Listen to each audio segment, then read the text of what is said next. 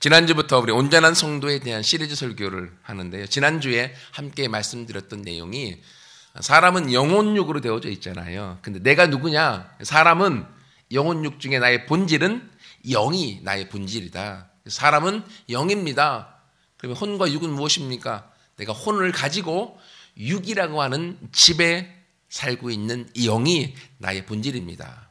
여러분, 이것을 여러분이 정확하게 아셔야만 우리의 삶에 있어서 아주 중요한 진리를 깨닫게 되어지고 우리 인생에 아주 엄청난 보화를 얻게 되어져 있습니다.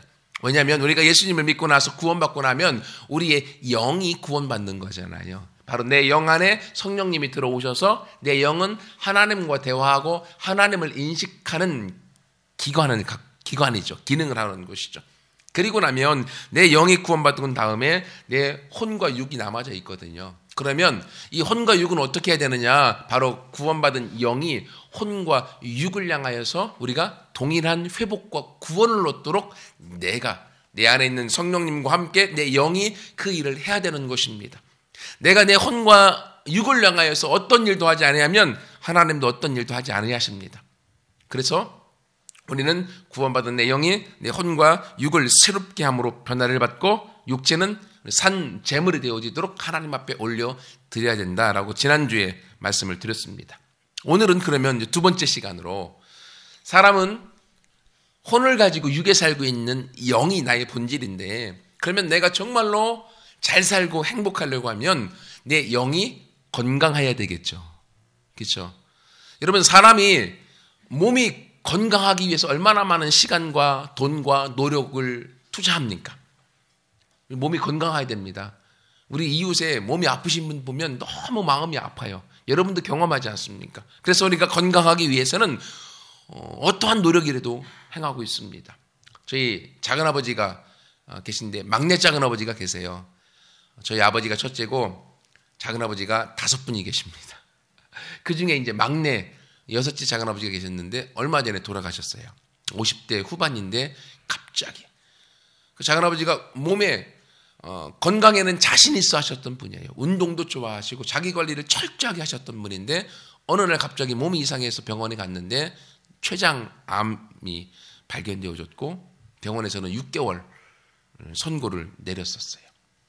근데 수술하고 나서 작은아버지가 몸을 관리를 잘 하셨기 때문에 3년 넘게 그 아픈 가운데도 생명을 건강하게 유지해 오셨었고 그래서 그 암 선고를 내렸던 서울대학교 병원 그 의사도 저희 작은아버지를 3년 후에 만나고 깜짝 놀라셨다고 그래요. 어떻게 몸을 관리했기에 이렇게 아직까지도 살아있냐라고.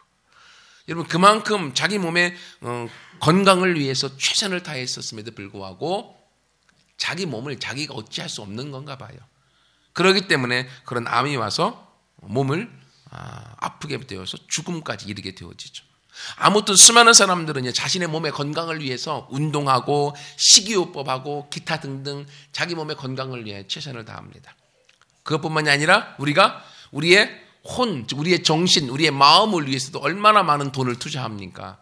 우리의 지식을 위해서 여러분 초등학교 때부터 중학교, 고등학교, 대학교 배우고 또 배우고 학원도 가고 엄청나게 우리가 공부를 합니다. 왜요? 우리가 우리의 정신, 혼, 지정이라고 하는 혼을 건강하게 만들기 위해서죠.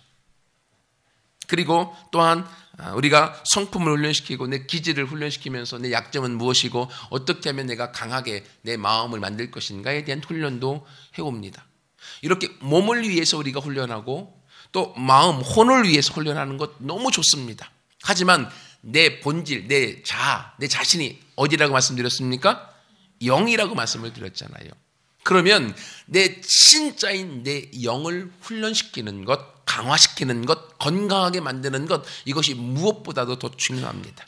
하지만 우리는 지금까지 내 영을 건강하게 만든다고 하는 인식과 마음을 갖지 못하고 살았습니다. 왜 그럴까요? 사탄이 있기 때문에 그렇습니다. 그 악한 영이 우리가 내가 누군가에 대한 본질을 잃어버리고 우리의 겉모습인 육체를 건강하게 하면 되는 것처럼 만족하고 많이 배우고 그리고 높은 지위를 얻으면 되는 것처럼 우리의 생각을 빼앗아 버려서 정말로 중요한 나의 영을 건강하게 만드는 걸 잃어버려서 하나님과의 관계를 우리가 친밀하게 하지 못하게 만들어 버렸다고 하는 거예요. 그러나 하나님께서 우리를 온전한 성도로 만들기 위해서 우리가 영이 건강하게 되어지기 원하시는 거예요. 여러분, 우리의 혼이 마음을 교육을 통하여서 건강하고 그리고 더 우리가 교육을 통하여서 새로워질 수 있다고 하면 우리의 영도 교육과 훈련을 통하여서 건강하고 새로워질 수 있습니다.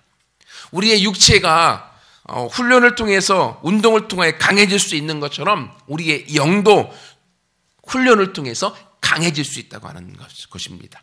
여러분, 그러므로 우리가 오늘 말씀을 통하여서 어떻게 우리의 영을 강화시키고 건강하게 만들어서 훈련해서 우리가 온전한 성도로 하나님 앞에 승리하는 자가 될 것인가, 그 부분을 좀 같이 말씀을 나누려고 합니다. 우리의 영을 훈련하고 강화시킬 수 있는 이 네 가지의 규칙, 네 가지의 방법이 있습니다. 첫 번째는 뭔가 하면 우리의 영을 훈련시키는 최고로 좋은 방법, 첫 번째가 하나님의 말씀을 묵상함으로 이 일이 가능합니다. 오늘 21절 말씀해 보세요. 그러므로 모든 더러운 것과 넘치는 악을 내버리고 너희 영혼을 능히 구원할 바 마음에 심어진 말씀을 온유함으로 받아라. 마음에 심어진 말씀을 우리가 온유함으로 받아들일 때 거기서부터 그 하나님의 말씀 가운데 우리의 영이 건강하게 되어지는 거예요. 여러분, 우리가 하나님의 말씀을 보통 영의 양식이라고 하지 않습니까? 육체의 건강을 위해서는 밥을 먹어야 되고 음식을 먹어야 되는 것처럼 우리의 영의 건강을 위해서는 하나님의 말씀을 먹어야 됩니다. 하나님의 말씀을 먹되 우리가 그냥 대충 먹으면요, 우리의 몸에 영양분이 골고루 들어가지 않습니다.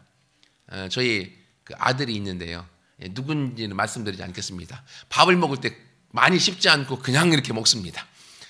그냥 먹으니까요, 밥을 금방 먹습니다. 그래서 조금 있다가 배 아프다고 화장실 갑니다. 많이 씹지 않으면 우리의 위가 부담이 되는 거죠. 그 영양분이 우리 몸에 골고루 들어가기보다는 다시금 배가 아프니까 배설물로 그냥 사라져버리는 경우가 많이 있습니다. 마찬가지로 우리가 하나님의 말씀을 먹되 하나님의 말씀을 차근차근 씹어서 우리가 그 말씀을 묵상하면서 깊이 받아 먹을 때 그 말씀이 우리 안에 영양분으로 골고루 들어가서 우리의 영을 건강하게 만드는 것입니다. 그러나 말씀을 읽되 대충 읽고 깊이 묵상하지도 않고 성경을 그냥 통독하는 것처럼 읽고 묵상하는 것으로 얇게 하고 나아가면 그 말씀도 은혜가 되어지지만 우리의 마음속 깊이 영향을 주지는 못한다는 것입니다. 하나님의 말씀이 영의 양식입니다. 하나님의 말씀은 또한 사랑의 편지라고 이야기합니다. 하나님이 저와 여러분을 사랑하셔서 주신 편지예요. 사랑의 편지. 그러므로 말씀을 먹으면 먹을수록 하나님으로부터 사랑을 공급받는 거죠. 그렇기 때문에 우리의 영이 건강해지는 거예요. 어쩌면 육신의 부모가 우리에게 사랑을 주지 못했을 수 있습니다. 저도 부모님의 사랑을 가슴으로 느낀 건 20살 넘어서입니다. 그러나 하나님이 나를 사랑하시는 건 말씀으로 깨닫게 되어지면요, 내 가슴이 따뜻해지고 내 영이 훈훈해지고 내 영이 건강함을 찾아간다고 하는 것입니다. 하나님의 말씀은 우리 잘 아는 것처럼 사람을 만드시고 사람이 땅에 어떻게 살아야 될지에 대한 사람의 사용 설명서, 매뉴얼로 주어진 것입니다. 어떻게 하면 몸이 잘못되어지고 어떻게 하면 우리가 바른 길로 가고 더 건강하고 더 오랜 세월 살고 그리고 어떻게 하면 하나님의 인도 따라 우리가 살아갈 수 있는지를 이야기해 주고 있습니다.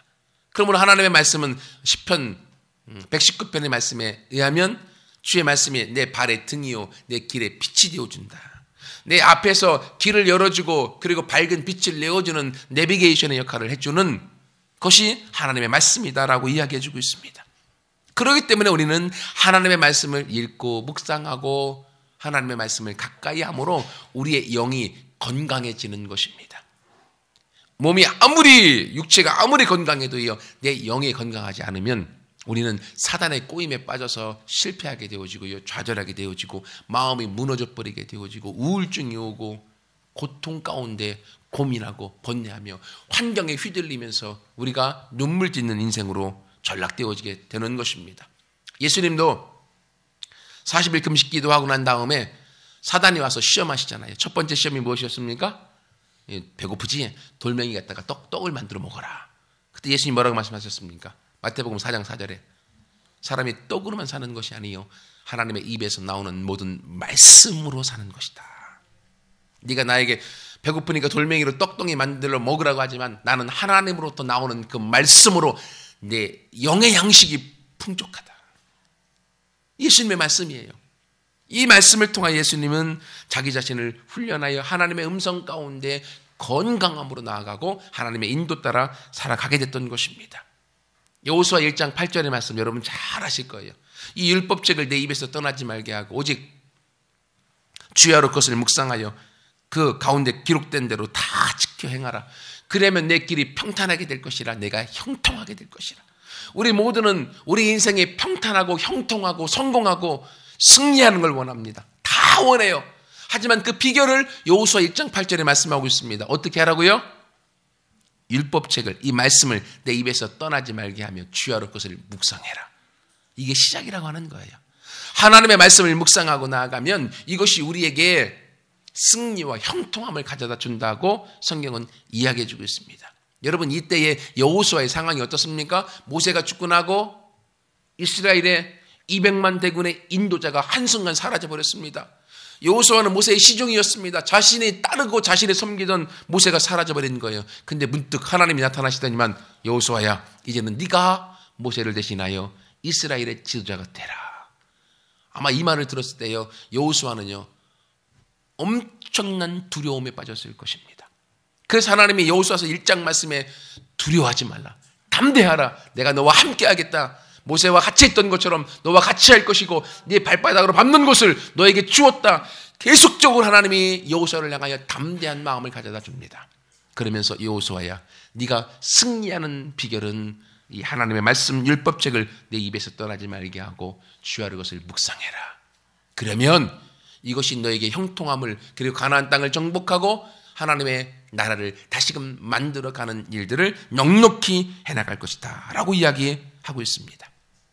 여러분 그러므로 우리는 어떻게 해야 되겠습니까? 우리의 영을 건강하게 만들기 위해서 우리도 하나님의 말씀을 묵상하고 하나님의 말씀을 읽고 하나님의 말씀을 연구하는데 우리가 시간을 투자해야 되는 것입니다. 그래서 우리 한매듭교회가 작년부터 함께 말씀을 묵상하는 기기를 위해서 생명의 삶을 다 묵상하도록 그렇게 계속적으로 해오고 있습니다. 그래서 새벽 예배 때는 생명의 삶 말씀을 묵상한 것을 가지고 강단에서 목회자가 설교하고 함께 모든 성도님들이 각 가정에서 개인이 하나님의 말씀을 묵상하도록 그렇게 권고하고 있는 거예요. 왜 그렇습니까? 그래야만 하나님의 말씀을 묵상함으로 하나님의 인도를 받을 수 있고 우리의 영이 건강해질 수 있기 때문에 그렇습니다. 여러분 피곤하다고 학교에 안 갑니까? 아니죠. 가잖아요. 피곤해도. 어른들 몸이 피곤하고 아프다고 힘들다고 직장에 가는 걸 그만둡니까? 아니요. 갑니다. 왜냐하면 먹고 살아야 되기 때문에. 마찬가지로 우리 삶에 아무리 피곤함이 있고 아무리 힘들고 아무리 어려움이 있어도 우리가 내 본질이 영이기 때문에 하나님의 말씀을 묵상하고 하나님의 말씀을 훈련하는 것을 게을리해서는 안 된다고 하는 것입니다. 이것이 되어질 때 거기서부터 우리의 영이 건강해지고 건강한 영을 통하여서 건강한 마음을 갖고 건강한 영을 통하여 건강한 몸을 가져서 건강한 전인격적인 회복과 구원으로 이 땅에서 살아갈 수가 있는 것입니다. 그러므로 지금까지 우리가 하나님의 말씀을 묵상하고 하나님의 말씀을 가까이 하는 것을 소홀히 했다라고 하면 이제는 우리의 영을 건강하게 만드는 첫 번째 하나님의 말씀에 있음을 기억하고 같이 말씀을 묵상하는 그 자리로 나아가는 우리 모두가 되기를 소원합니다. 두 번째로요, 우리 영을 건강하게 만드는 법은 뭐냐면 하나님의 말씀을 묵상할 뿐만이 아니라 묵상한 그 말씀을 실천함으로 우리의 영을 강화시킬 수 있습니다. 여러분 말씀을 묵상하면 하나님이 무엇을 원하시는가에 대한 하나님의 뜻을 우리가 알게 되어집니다. 하지만 하나님의 뜻을 알고 내가 그걸 행하지 않으면 말짱 도루묵 나와 관계가 없는 것이 되어지는 것입니다. 그렇죠. 하나님의 말씀을 듣고 묵상하고 깨닫고 아는 것을 내가 실천할 때 그 말씀의 능력이 내 삶에 드러나게 되어져 있습니다. 그래서 여호수아 1장 8절에서도 하나님 말씀하시는 거예요. 이 율법책을 내 입에서 떠나지 말게 하며 주야로 그것을 묵상하여 그 가운데 기록된 대로 다 지켜 행하라. 지켜 행하면, 그리하면 내 길이 평탄하게 될 것이고 네가 형통하게 될 것이다. 하나님의 말씀을 묵상하여 아는 건 너무 소중합니다. 그러나 거기서 멈추는 것이 아니라 묵상한 말씀을 가지고 내가 지켜 행하여 삶 가운데 실천하여 나갈 때 그 말씀의 능력이, 하나님의 능력이 우리 안에서 경험되어지고 우리 안에 성취되어지는 줄 믿습니다. 여러분, 우리가 하나님 앞에서 은혜 받고 또 말씀을 깨닫고 기도하면서 능력을 받습니다. 그러면서 우리 안에 깨달아요. 학생들 때는 그렇지, 공부를 해야지. 공부해야 되는 걸 알아요. 내가 공부하는데 더 열심히 해야 되겠다. 헌신해야 되겠다. 결단합니다. 꼭 그럴 때마다 친구가 더 잘 놀러 옵니다. 꼭 그럴 때마다 밖에 나갈 일이 더 많아집니다. 그러면 어떻게 해요? 밖에 나갈 일, 친구 만날 일 하다 보면요, 그 전에 결단했던 결심이 어디론가 사라져버리고 나는 예전의 모습처럼 똑같아집니다. 하나님의 말씀을 통해, 은혜를 통해 깨닫게 된 그 깨달음을 우리가 실천하지 않을 때 금방 연기처럼 사라져버립니다. 안개처럼 사라져버립니다. 그러면 나는 변하지 않습니다. 변하지 않게 되어지면 내 영은 건강해질 수 없게 되어지는 것입니다. 그래서 여러분, 마태복음 7장에 보면 예수님이 산상수훈의 말씀을 다 전하고 마지막 결론이 무엇입니까? 너희가 이 말을 다 들었다. 이 들은 말씀을 지켜 행하는 자는 반석 위에 집을 지은 자와 같아서 풍랑이 오고 바람이 불고 엄청난 어려움이 물려와도 흔들리지 않을 것이다. 하지만 이 말을 들었으나, 이 말을 듣고 알았으나 지켜 행하지 않는 자는 모래 위에 집을 지은 사람과 같아서 풍랑이 오고 바람이 일고 어려움이 찾아오면 풍지박산 나버린다 라고 예수님께서 산상수훈의 결론으로 이야기해 주고 있습니다. 여러분, 그러므로 우리는 하나님의 말씀을 내 삶 가운데 실천하고 하나님의 말씀을 살겠다고 하는 결단 가운데 나아갈 때 우리의 영이, 내가 실천하는 만큼, 결단하는 만큼, 말씀대로 사는 만큼 내 영이 건강해지는 줄 믿습니다. 여러분, 그럼 우리가 어떤 말씀을 가지고 살아야 될까요? 어떤 말씀을 실천해야 될까요? 첫 번째는요, 우리가 말씀을 실천하는 걸 생각하면요, 우리 보통 구약에 있는 10계명을 떠올립니다. 10계명을 너무나 잘 알려져 있으니까. 하지만 10계명보다 더 중요한 계명이 신약에 있습니다. 그게 뭔가, 요한복음 13장 34절에 예수님이 말씀하십니다. 새 계명을 너희에게 주노니 서로 사랑하라. 내가 너희를 사랑한 것 같이 너희도 서로 사랑하라. 서로 사랑하라고 하는 새 계명을 주셨어요. 여러분, 서로 사랑하라는 이 계명을 지켜나가면요, 10계명의 모든 계명을 자동적으로 지킬 수밖에 없습니다. 그러므로 우리가 하나님의 말씀을 갖고 살아간다고 하는 건 사랑의 마음을 가지고 살아간다고 하는 거예요. 하나님을 사랑하는 그 마음, 하나님이 나에게 사랑해 주신 그 사랑, 또는 믿음의 먼저 된 목회자들이나 또는 믿음이 좋은 성도들이 나를 사랑해 준 그 사랑, 내가 경험한 마음을 가지고 그 사랑의 마음으로 나도 다른 사람을 실천하고 다른 사람에게 사랑을 나누어 주겠다라고 하는 마음의 발걸음과 손동작 하나로 움직여 나갈 때 거기서부터 우리의 영이 건강하게 바뀌어져 가는 줄 믿습니다. 그리고 또 하나로 말씀드리면, 신약에 특별히 바울이 쓴 서신서의 말씀들을 우리가 가까이 하고 그 말씀을 가지고 실천해 나가는 훈련이 필요한 거예요. 여러분, 바울이 쓴 많은 편지들 중에서 특별히 요즘 우리의 상황이 너무 어렵기 때문에, 힘들기 때문에 우리가 붙들어야 될 말씀들이 있습니다. 어떤 말씀이 있을까요? 빌립보서 4장 6절의 말씀. 아무것도 염려하지 말고 오직 모든 일에 기도와 간구로 너희 구할 것을 감사함으로 하나님께 아뢰라. 아무것도 염려하지 말라. 하나님이 말씀하셨습니다. 근데 우리는 염려투성이에요. 걱정투성입니다. 문제투성이에요. 그러면 선택은 나에게 달렸습니다. 내가 말씀을 붙들고 실천함으로 내가 걱정하지 않을 것인지, 아니면 내 환경과 상황에 걱정하라고 주는 그것을 붙들고 걱정하고 염려하고 근심하며 살 것인지, 내 선택에 달려 있습니다. 하지만 하나님의 말씀을 붙들고 걱정하기를 그치는 그 사람에게는 놀라운 하나님의 역사하심이 있습니다. 베드로전서 5장 7절에도 너희 염려를 다 주께 맡겨 버려라. 이는 주께서 너를 권고하시기 때문이다. 우리 염려 있습니다. 그러나 그걸 다 어떻게 하라고요? 주님께 맡겨 버리라는 것입니다. 이 일들을 내가 실천하는 만큼 나는 자유해집니다. 아까 저희가 불렀던 특송이 있잖아요. 무화과 나무 잎이 마르고 포도 열매가 없고 외양간에 송아지가 없는 상황이 있어지면 우리가 얼마나 큰 걱정이 되어집니까? 하지만 난 여호와로 말미암아 내가 기뻐하겠다라고 결단했습니다. 그랬더니만 하나님이 그 엄청난 재난 같은 고통과 환경 속에서도 그의 인생과 이스라엘의 인생을 바꿔놔 버렸습니다. 제 이야기를 말씀드리면 저도 여전히 걱정과 근심이 있고 염려거리가 있을 때 염려를 합니다. 하지만 그 염려하는 동시에 그 염려를 하나님 앞에 맡겨버리는 일들을 더 많이 합니다. 그래서 하나님이 지금까지 저를 인도해 주셨고 한미듬교회를 이렇게 개척하면서 세워나가는 일들을 하나님이 허락해 주시는 것이라고 생각을 합니다.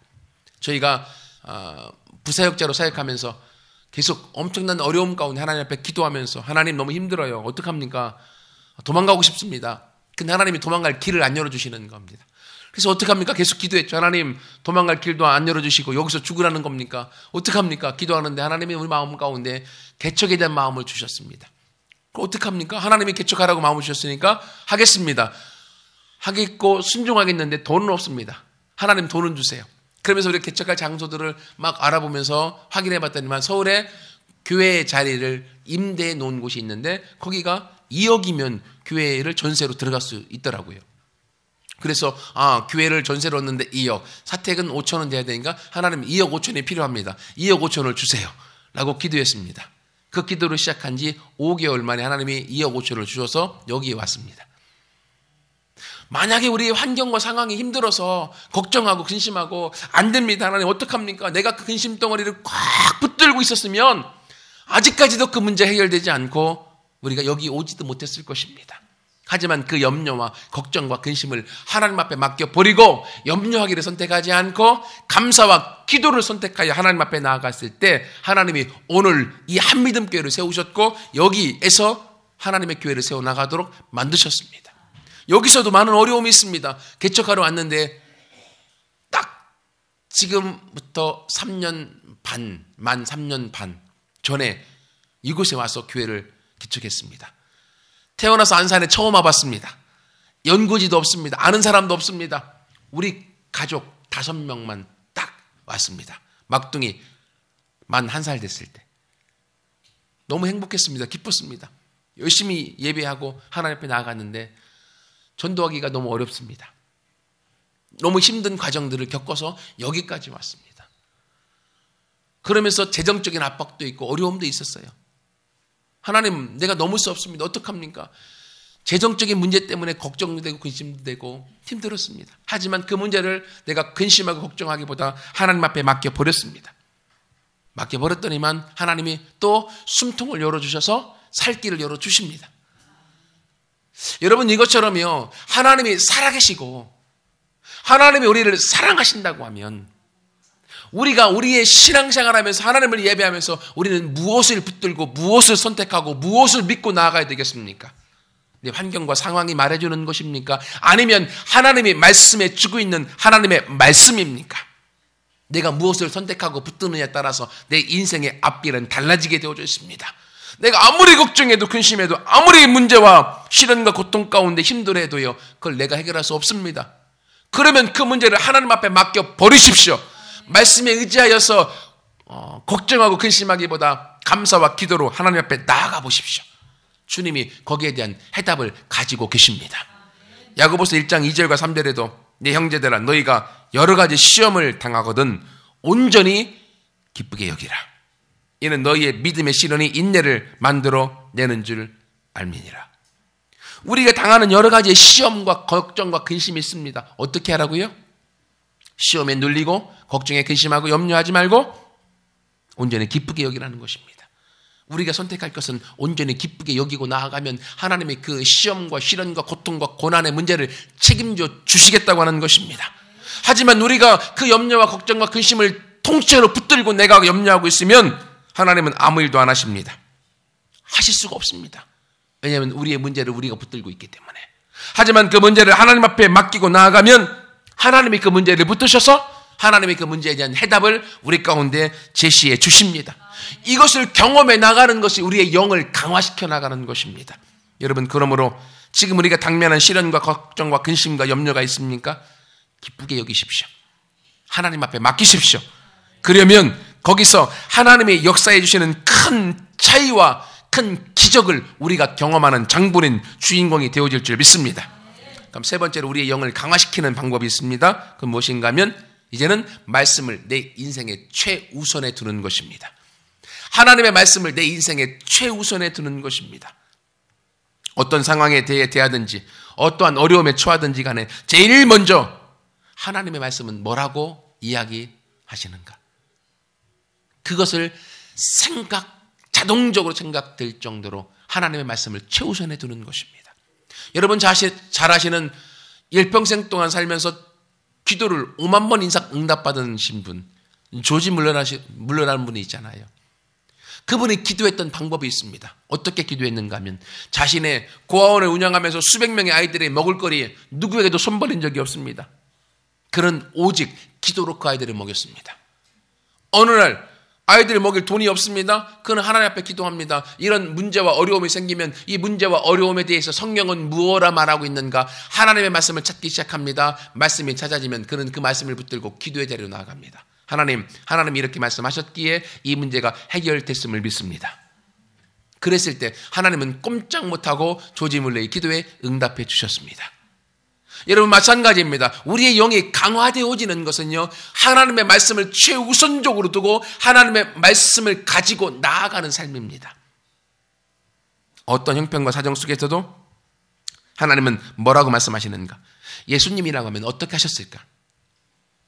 이 의문점을 가지고 해답을 찾아 나아갈 때 여기서부터 하나님의 역사와 기적을 경험하게 되어지는 것입니다. 여러분 말씀 중에 요한일서 4장 4절의 말씀이 있습니다. 무슨 말인가 하면 너희 안에 계신 이가 세상에 있는 자보다 더 크시다. 내 안에 계신 하나님이 세상에 있는 그 어떤 것보다, 세상에 있는 사단보다 더 크다라고 말씀하고 있습니다. 이 말씀을 다 알고 있습니다. 하지만 이 말씀을 내 인생의 최우선에 두는 거예요. 그건 무엇입니까? 하나님, 내가 지금 당면한 문제가 있습니다. 문제가 너무 커서 어렵습니다. 하지만 그 문제보다 하나님이 더 크십니다. 내 안에 계신 하나님이 더 크십니다. 그러므로 문제는 내 안에 계신 하나님이 해결하심을 믿습니다. 그 믿음으로 나아가는 것입니다. 세상에 있는 마귀보다도 하나님이 더 크십니다. 내 안에 있는 미움보다도 하나님이 더 크십니다. 내 안에 있는 상처보다도 하나님이 더 크십니다. 말씀을 최우선으로 두고 그 말씀을 주장하여 나갈 때 내 안에 있는 상처는 떠나갑니다. 내 안에 있는 미움도 떠나가고 내 안에 있는 질병도 떠나가고 내 앞에 있는 문제도 떠나갑니다. 이스라엘 백성이 광야에서 가나안 땅에 들어갈 때 그들의 앞에 홍해가 가로막았습니다. 요단강이 가로막았습니다. 여리고가 엄청난 성벽이 가로막았습니다. 하지만 하나님의 말씀을 붙들고 말씀을 최우선으로 걸어갔습니다. 그 홍해가 말씀 앞에 아무것도 아니었습니다. 넘실거리는 요단강도 말씀 앞에 아무것도 아니었습니다. 강대한 성읍 여리고도 말씀 앞에 풍낙엽이었습니다. 왜 그렇습니까? 말씀이 더 크시기 때문에 그렇습니다. 내 안에 계신 하나님이 세상에 있는 어떤 것보다 더 크신 분이십니다.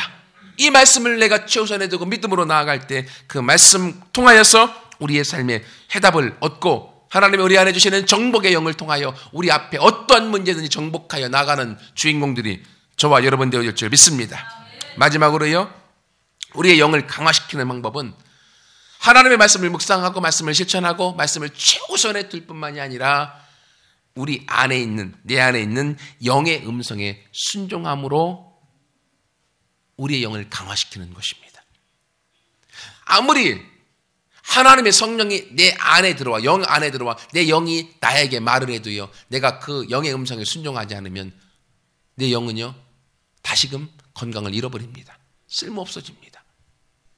하나님은 영이시기 때문에 내 영 안에 들어와 내 영을 통하여서 말씀하십니다. 잠언 20장 27절에 보면 사람의 영은 여호와의 등불이다 라고 말씀하고 있습니다. 하나님의 빛을 내 영에게 비춰주신다고 하는 것입니다. 그래서 내 영이 성령을 통하여서 하나님의 음성을 듣고 하나님의 마음을 듣습니다. 그러면 나는 그 정보를 영이 내 마음에게 전달해 주는 것입니다. 그러면 내 혼이, 내 마음이 그 정보를 전달받아서 내 삶 가운데 살아가게 되어지는 것입니다. 여러분, 그러므로 내 영은 하나님의 말씀과 음성을 들어서 이 땅 가운데 살아가도록 내 삶을 이끌어가는 안내자 역할을 해주는 것입니다. 그러니 내 영이 강하게 되어지면 어떻게 되겠습니까? 하나님의 말씀과 하나님의 인도를 강하게 받아서 우리가 어떤 형편과 사정과 상황 속에서도 이스라엘 백성이 애굽에서 가나안 땅에 담대히 나가 승리했던 것처럼 우리도 승리하는 사람이 되어지는 것입니다. 그러나 여러분 생각해 보십시오. 내 인생의 안내자가 되어지는 내 영이 약하고 내 영이 힘을 잃고 내 영이 건강하지 않으면 그 영이 내 삶을 이끌어가는데 우리는 좌충우돌하며 실패하며 좌절하며 무너지며 그리고 상처와 아픔 가운데 전락될 수밖에 없습니다. 그러므로 날마다 하나님의 말씀을 묵상하고 하나님의 말씀을 실천함으로 그리고 하나님의 말씀을 내 인생에 최우선에 두고 그리고 그 영의 음성에 순종하여 나아가 영의 안내에 따라서 함께 하나님의 우리를 통하여 일하기 원하시는 하나님의 축복과 하나님의 사명과 비전을 아름답게 이루어서 영광 돌려 나가는 우리 모두가 되어지기를 축원합니다. 같이 함께 기도하겠습니다.